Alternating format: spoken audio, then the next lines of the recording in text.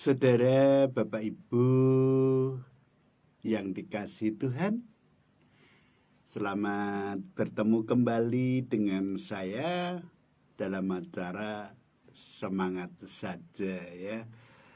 Nah, terima kasih atas kesetiaan Bapak, Ibu, Saudara, dan kembali bertemu dengan saya Pak D. Pujianto ya. Saya akan berbagi berkat seperti biasa dan terima kasih untuk doa-doanya dan terima kasih untuk like-nya, terima kasih untuk share-nya ya. Anda diberkati Tuhan. Nah, saudara yang dikasih Tuhan, kali ini saya membawa tema yang membawa perubahan hidup. Landasannya masih sama, yaitu di dalam Yesaya 7 ayat 10 sampai 14. Terus dilanjutkan Yesaya 9 ayat 5 sampai 6. Terus Matius 1 ayat 19 sampai 25.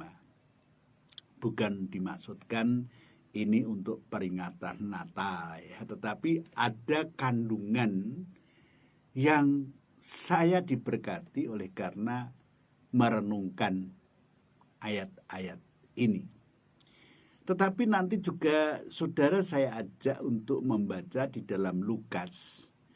Oleh karena itu untuk menyingkat waktu, harap nanti saudara membaca sendiri di dalam Yesaya pasal 7 ayat 10 sampai 14 dan Yesaya 9 ayat 5 sampai 6 dan Matius 1 ayat 19 sampai 25. Ya, itu nanti saudara baca sendiri. Yang lalu, dalam pertemuan yang lalu, saya sudah mengutarakan kota yang tidak diperhitungkan menjadi kota yang penting karena adanya orang besar yang lahir di kota itu, dan itu sudah dinubuatkan oleh para nabi. Siapa lagi kalau bukan Tuhan Yesus Kristus, ya.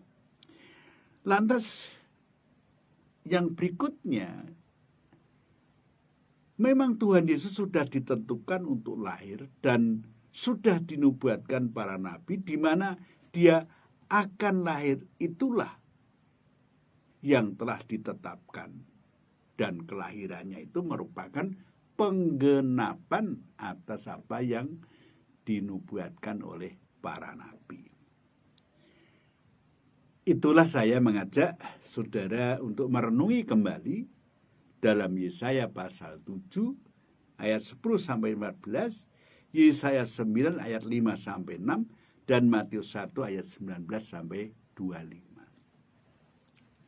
Saudara yang dikasih Tuhan, baru saja saya mendapatkan WA dari seorang pendengar di mana mengalami pergumulan-pergumulan hidup yang sangat sukar.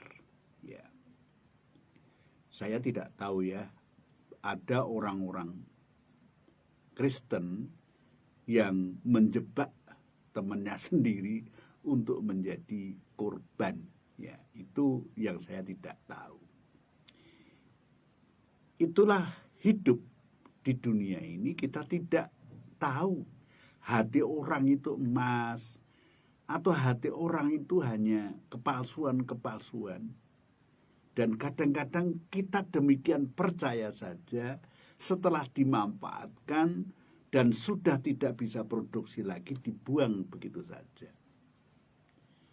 Maka jangan salah kalau ada orang menilai bahwa orang Kristen itu begitu kejam. Ya, tentunya bukan hanya orang Kristen. Di antara orang Kristen juga ada orang-orang yang seperti itu ya. Dengan sesamanya kejam, dengan sesamanya tega ya. Tetapi bagi orang yang sudah diubah hatinya, sudah bertemu dengan Yesus, ya, bukan hanya jadi Kristen, pasti akan memiliki belas kasihan. Memiliki kasih yang dalam, yang panjang dan lebar seperti kasihnya Tuhan Yesus Kristus.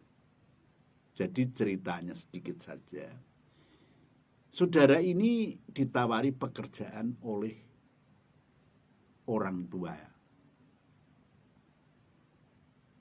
Pekerjaan itu memang sebuah rumah makan yang sangat besar, katanya begitu. Dan rumah makan itu dikelola oleh anaknya, orang tua ini. Dan anak ini minta tolong kepada teman yang WA saya ini.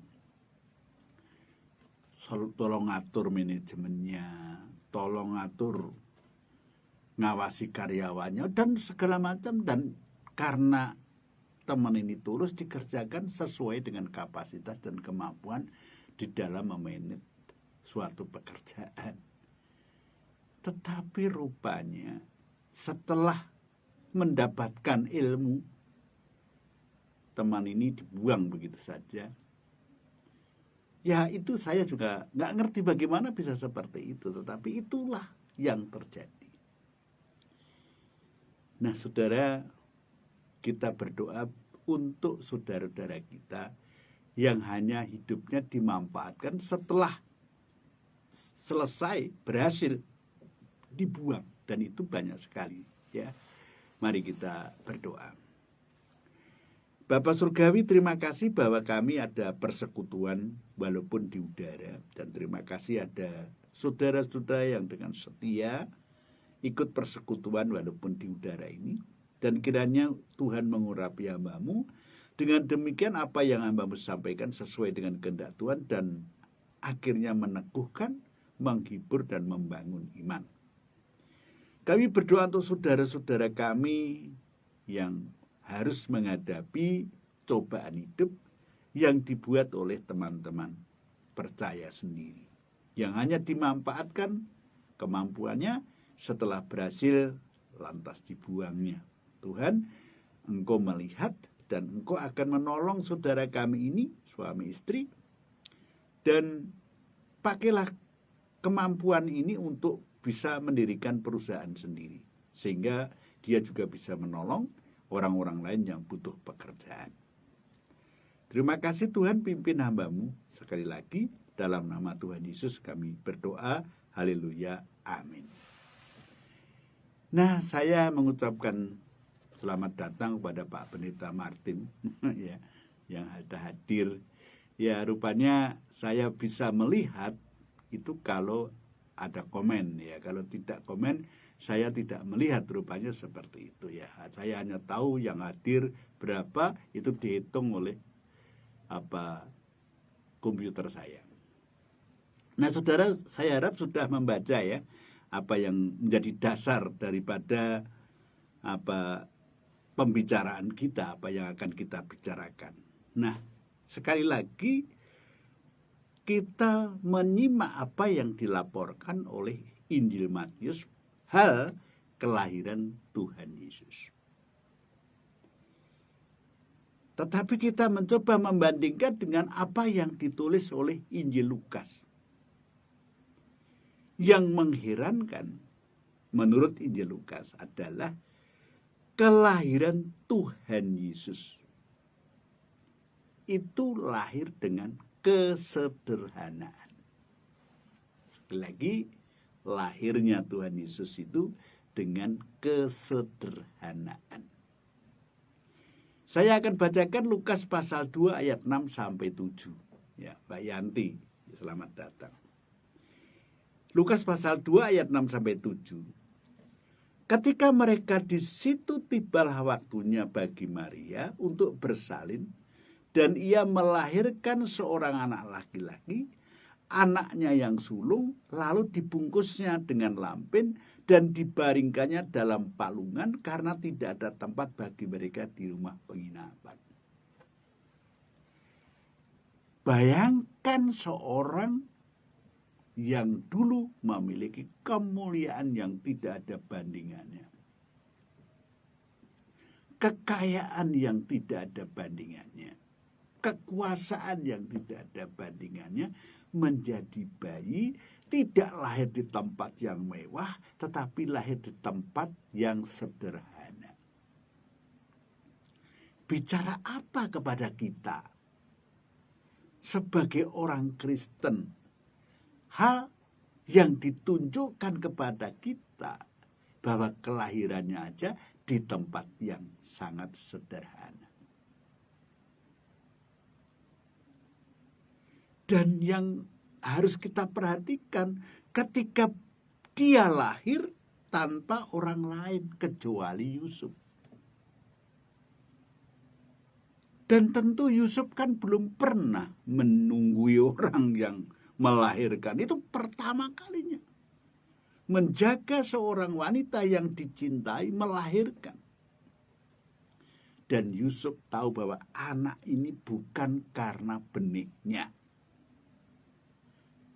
tetapi karena itu sudah dikasih tahu malaikat bahwa anak ini akan menjadi orang besar dan menjadi penyelamat bangsa-bangsa. Yusuf menerima sebagai anugerah Tuhan. Saudara, ini yang mengherankan. Yusuf tahu bahwa bayi itu bukan dari buah cintanya, tetapi dia merasa ini anugerah. Mendapat kesempatan untuk menjadi bapak walaupun pinjaman. Bagaimana sih orang yang menerima kepercayaan bukan hanya karena apa? Kepercayaan bukan karena kelebihan. Kepercayaan diterima bukan karena dia memiliki kapasitas seorang bapak yang tidak ada duanya di dunia, bukan itu. Maka dikatakan Yusuf menerimanya sebagai anugerah Tuhan. Saudara, bagaimana kita? Ketika pasangan kita mendapat anugerah seorang bayi mungil, ya Pak Tri Mulyadi, apakah ada kebanggaan? Apakah ada rasa, wah saya dipercaya Tuhan untuk merawat, saya harus bertanggung jawab, saya akan jadikan anak ini, saya lengkapi untuk bisa berjuang di dalam hidup, bertahan dalam pencobaan, tetap memuliakan nama Tuhan dan menjadi kebanggaanku sebagai orang tua. Perlu sebagai bapak punya waktu dan perhatian kepada anaknya. Jangan kalau didekati anak, jangan dekat saya. Mamamu sana. Saudara,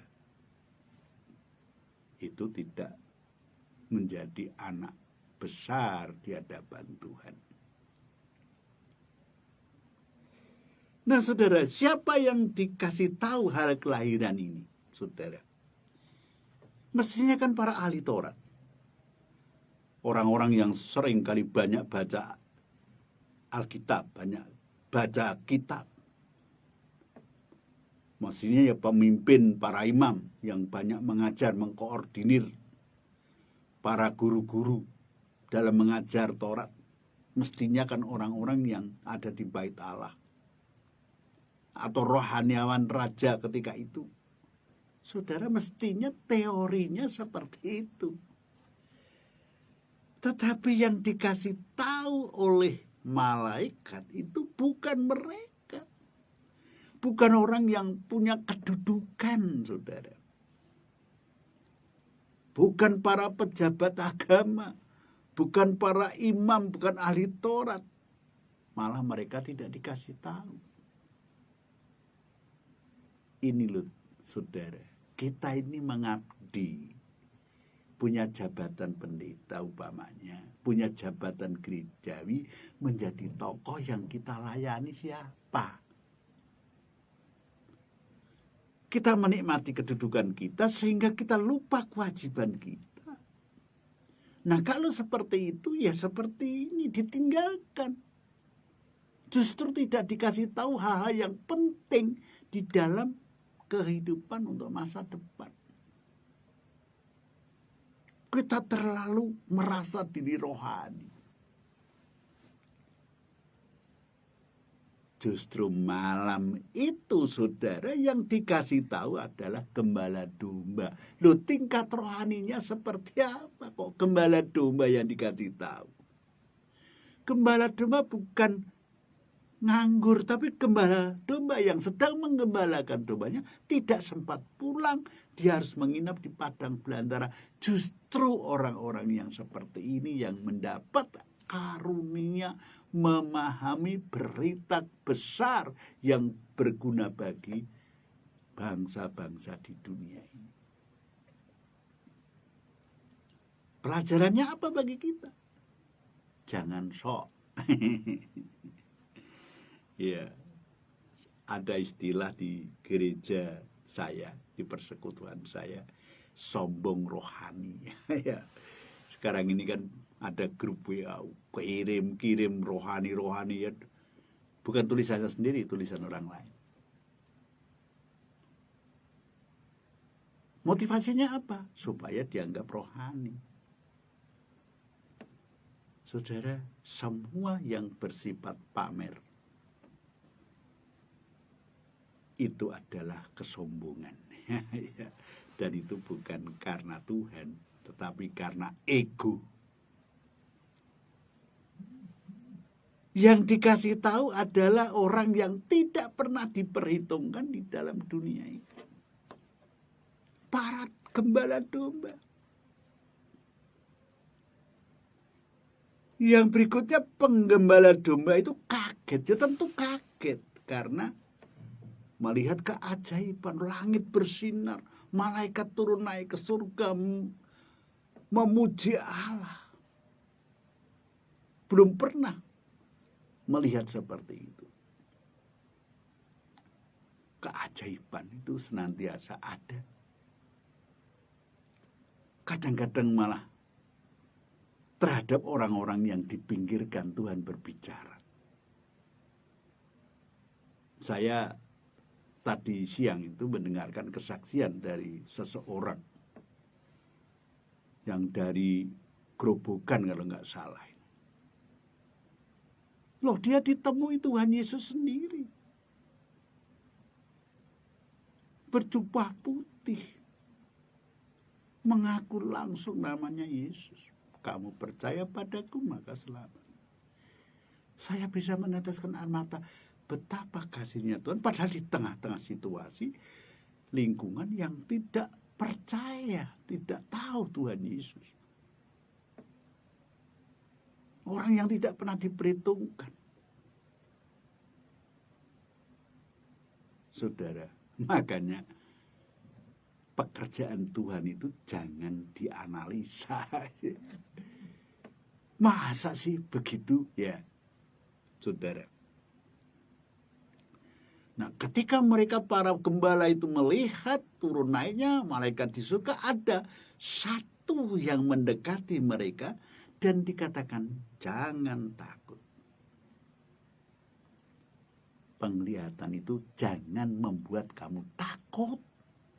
Itu anugerah yang akan diberikan kepadamu. Kamu melihat karunia besar yang Allah berikan. Dan bukan kepada orang-orang yang merasa diri rohani.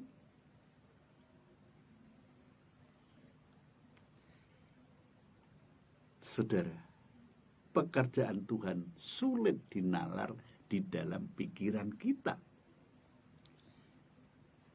Saya bacakan Lukas 2 ayat 10 sampai 12. Lalu kata malaikat kepada mereka. Saya katakan tadi, jangan takut. Sebab sesungguhnya aku memberitakan kepadamu kesukaan besar untuk seluruh bangsa. Hari ini telah lahir bagimu juru selamat, yaitu Kristus Tuhan di kota Daud. Dan inilah tandanya bagimu, kamu akan menjumpai seorang bayi dibungkus dengan lampin dan terbaring di dalam palungan. Pak Teguh Supriyanto, selamat datang. Saudara, bagi para gembala itu berita yang menurut mereka istimewa. Siapa aku ini?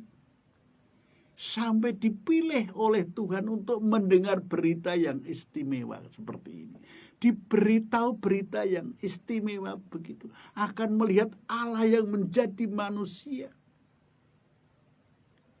Dan tentunya para gembala itu membandingkan yang selama ini didengar, selama ini diajarkan bahwa Mesias itu kalau datang dari langit seperti fajar pagi, mengendarai kuda putih dengan pedang di tangan, menaklukkan bangsa Roma dan menjadikan Israel negara seperti dalam tahta Daud, kerajaan Daud.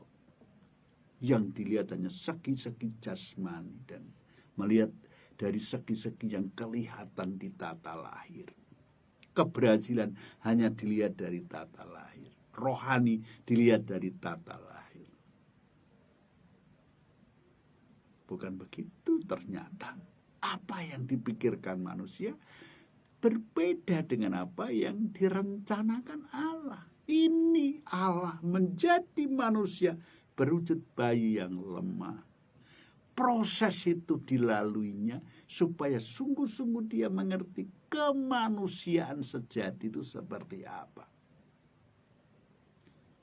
Makanya kalau kita mengeluh, Tuhan tahu. Aku pernah mengalami seperti itu. Berbahagia kita punya Tuhan Yesus. Ia tahu penderitaan kita, tahu langkah-langkah kita. Saudara pasti bingung ini para gembala. Kok beda ya dengan yang dipahami, didengar selama ini? Saudara, ternyata Allah menjadi manusia itu lahirnya bayi biasa. Ya digendong ibunya seperti bayi-bayi yang lain. Dibaringkan bayi yang lemah, butuh didukung oleh ibunya, orang lain. Tetapi kelahirannya lain daripada yang lain, kelahirannya di kandang hewan. Kesederhanaan. Saudara, betapa saya khususnya ditegur dalam hal ini. Mengapa kita harus berpakaian mewah? Mengapa kita harus bermewah-mewahan, mengeluarkan biaya yang tinggi? Kalau yang sederhana aja bisa dilakukan. Saudara, ini penting bagi saya dan saudara. Kalau kita hidup sederhana praktisnya, kita bisa berbagi dengan orang lain. Tetapi gaya hidup itu kalau terlalu tinggi, ya, tekanannya ya tinggi. Saudara, perlu hati-hati di dalam menjalani kehidupan. Kalau bisa sederhana bisa, mengapa harus yang tinggi-tinggi? Saudara, ternyata Allah itu memang seperti itu. Dan yang luar biasa yang saya lihat ketika para gembala itu bertemu dengan Mesias yang ketika itu masih kecil, mengubah pikiran dan hatinya, hati para gembala. Yang tadinya hidup ini penuh ketakutan, masa depanku seperti apa. Tetapi ketika dia bertemu dengan Tuhan, dia melihat sesuatunya baru, hati baru, pikiran baru, ketakutan hilang, kemantapan di dalam hati ada. Maka dia memberitakan apa yang telah dialami. Pertemuan dengan Tuhan Yesus, pemberitaan sang malaikat kepada mereka, diceritakan kepada sesamanya. Hati kalau berubah memang membawa damai kepada siapapun. Lukas 2 ayat 17-18.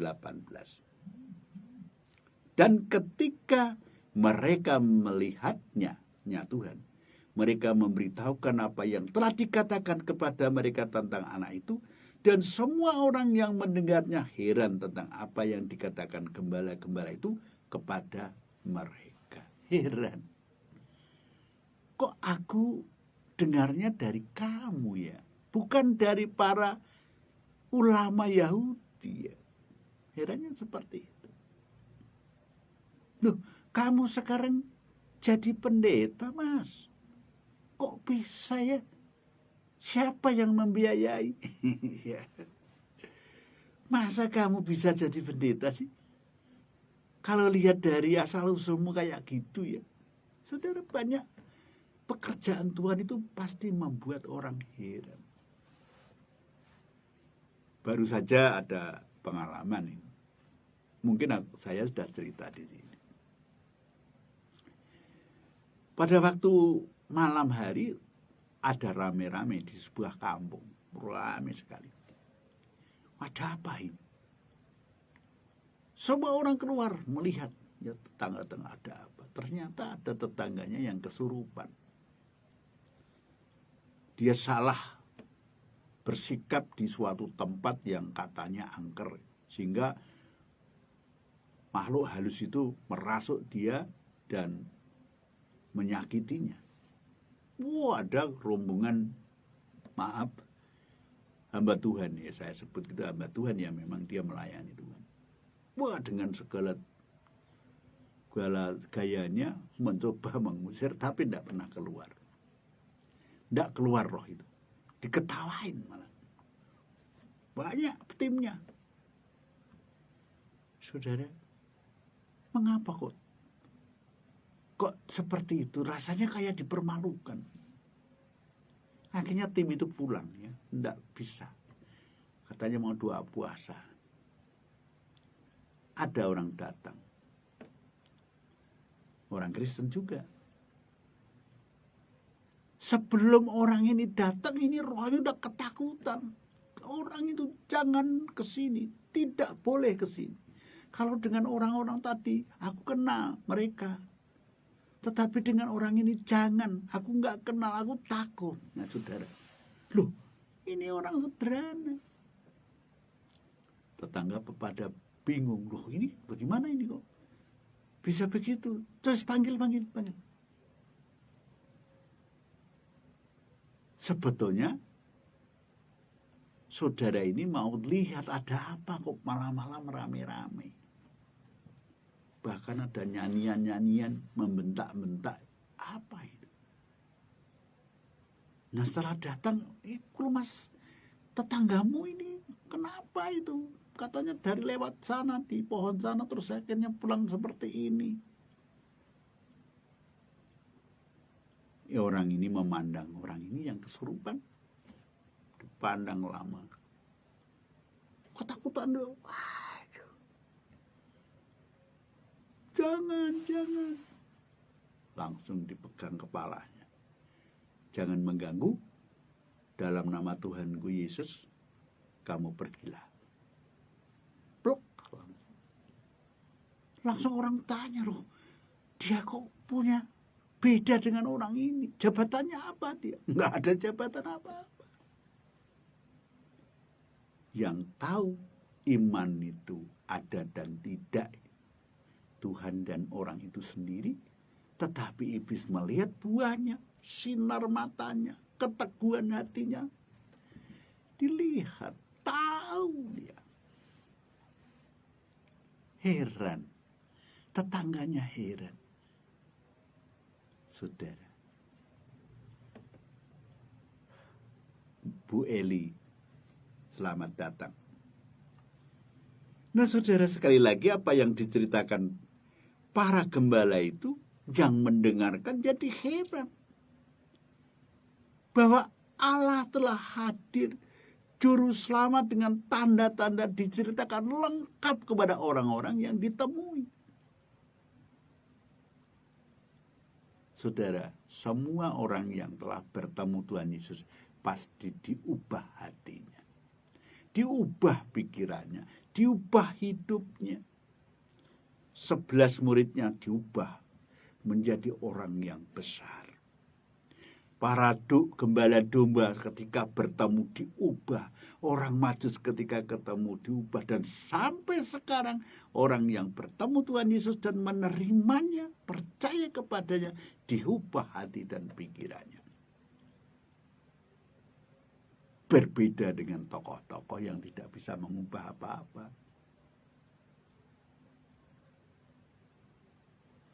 Saudara, Dalam pertumbuhannya aja, kalau kita melihat ya, kita rajin membaca Alkitab, pertumbuhan Tuhan Yesus sudah membingungkan banyak orang. Misalnya, pada umur 12 tahun ketika ibadah di Yerusalem,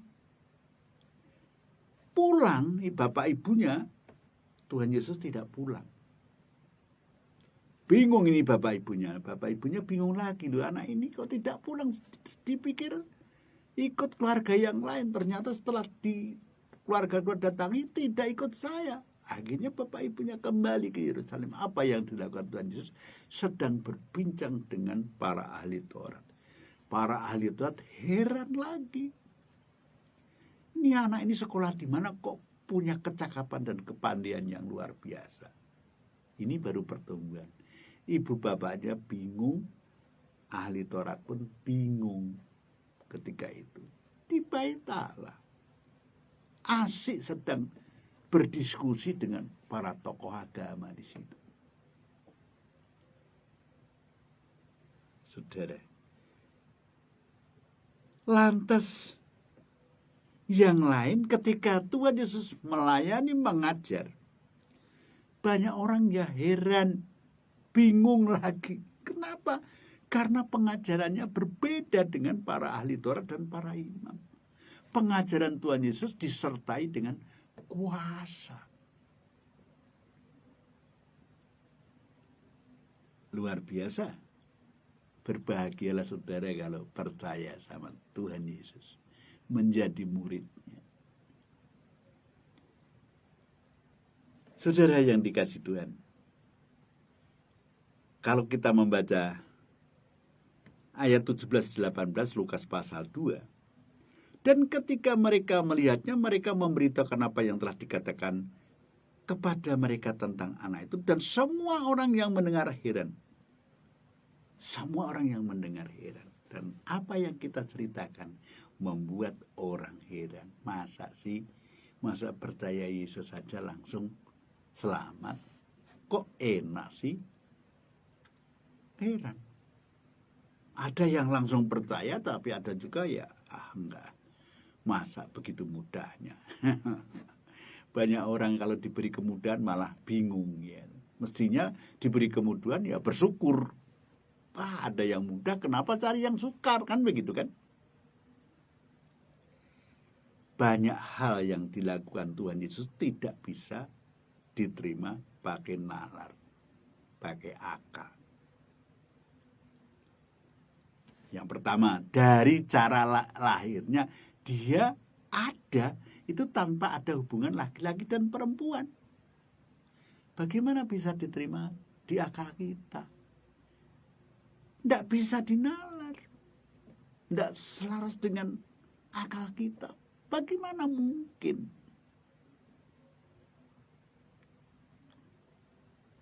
Orang yang percaya Tuhan Yesus, hal itu ya bisa diterima. Namanya dia Tuhan, bisa berbuat apa saja. Yang tidak perlu memperhitungkan ini masuk nalarnya manusia atau tidak perlu. Kehendaknya punya kewenangan mengubah hati, membuat orang hidup baru, yaitu kewenangannya Tuhan. Kita tidak bisa katakan, wah jangan begitu, memangnya Anda siapa? Mestinya juru selamat jangan sampai Yesus. Lah kalau memang Allah memilih Yesus dan Allah menjadi manusia, mengapa kita bingung, kamu bingung? Itulah yang jalan yang diberikan, yang paling mudah untuk kita manusia meraihnya. Saudara, ketika Tuhan Yesus disalib dan ternyata wafat, 3 hari kemudian bangkit hidup kembali. Thomas nggak percaya, mana buktinya? Saudara, berbahagialah kata Tuhan, orang yang percaya tetapi tidak melihat. Nah, saya termasuk orang yang percaya tapi tidak melihat. Saya dengar berita Injil saja. Itu pun saya kadang-kadang diberi kuasa oleh Tuhan, yang saya sendiri tidak tahu kuasa itu. Misalnya saja, pada waktu itu saya pelayanan, pulangnya kehujanan, hujan deras, mantel yang saya pakai tidak mungkin bisa menyelamatkan buku-buku yang saya bawa ketika itu. Akhirnya saya masuk ke gubuk, di pinggir jalan itu ada warung-warung yang dipakai untuk jualan, itu saya ada di situ. Semakin hari semakin waktunya panjang, kok hujannya malah nggak terang, malah tambah hujan terus. Saya bilang begini, saya berdoa, Tuhan, saya ini mau pulang, terus saya ini nanti basah kuyup semua sampai di rumah, jalannya sukar lagi. Bolehkah saya minta Tuhan supaya saya tidak kemalaman, supaya hujan ini terang? Sebentar saja Tuhan, saya kepengen pulang. Mantel ini nggak cukup rupanya untuk menyelamatkan buku-buku saya. Bagaimana Tuhan? Bolehlah saya minta belas kasihan Tuhan? Saya duduk. Saudara, saya heran juga. Hujan itu tiba-tiba berhenti. Saya kalau ingat itu ya bisa terharu. Bisa ya, Tuhan berhenti. Dan saya segera pulang. Dan herannya, jalan menuju ke desa yang di mana saya pelayanan, belum hujan. Jadi yang hujan hanya di kota saja. Nah, sampai di rumah, masuk, mantel saya tidak saya buka. Istri tanya, kenapa pakai mantel? Wah, di sana hujan, Ibu. Mantel saya lepas, hujan datang deras sekali. Wah, saya dibelas kasihani Tuhan. Saya itu siapa sampai Tuhan mendengarkan apa yang saya minta? Siapa? Pujian itu siapa kamu minta-minta? Seperti itu. Tapi Tuhan itu penuh dengan kasih. Dan saya merasakan, waduh, benar-benar aku dikasihi. Tidak masuk di akal. Itulah doa yang diberi kuasa. Menggerakkan hati Tuhan. Belas kasihan. Saudara, Yesus itu adalah sempurna. Manusia sempurna, Allah sejati, sejatinya Allah. Dan manusia sejati, sejatinya manusia. Di dalam 2 Korintus dikatakan, dia yang tidak mengenal dosa telah dibuatnya menjadi dosa karena kita, supaya dalam dia kita dibenarkan oleh Allah. Sekarang jadi pertanyaan, bagaimana kesan saudara berkaitan dengan Tuhan Yesus ini? Sampai sekarang saya kagum. Dia memelihara hidup saya. Dia memberi kesempatan kepada saya untuk melayani dia. Walaupun saya pun tidak pernah sempurna. Saya banyak kekurangan, banyak sekali jatuh dalam dosa juga. Tetapi karena saya bisa pelayanan adalah karena anugerah Tuhan. Anugerah dia.